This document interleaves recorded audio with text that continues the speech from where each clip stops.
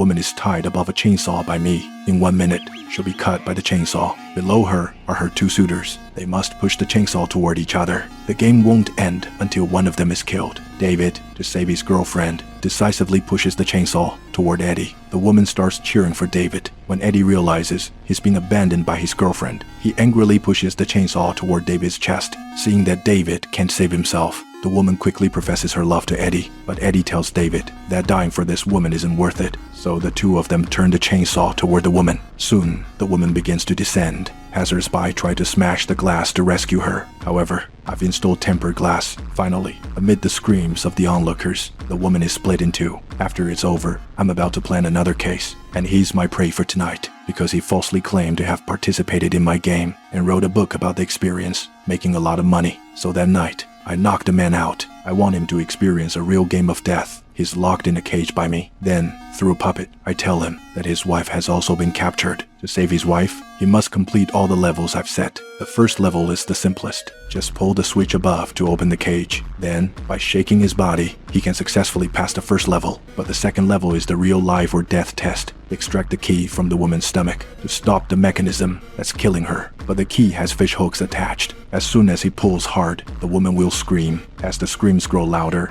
the woman is ultimately pierced by spikes. The second level, rescue the bound woman. He just needs to shoulder the mechanism and hold it for 1 minute, then the woman can be saved. At the same time, 2 spikes will also stab toward the man. However, the man is already too weak from the pain. He can only watch as the other turns into a corpse. Then, through the puppet again, I tell him that his wife is trapped in another room. To open this password door, he must pull out 2 of his own molars because the door's code is engraved on the teeth. And to save his wife, he can only use pliers to pull out his own molars. Although he sees his wife, the place is rigged with an electric grid. The only way to save his wife is to pierce the 2 hooks in front of him into his chest.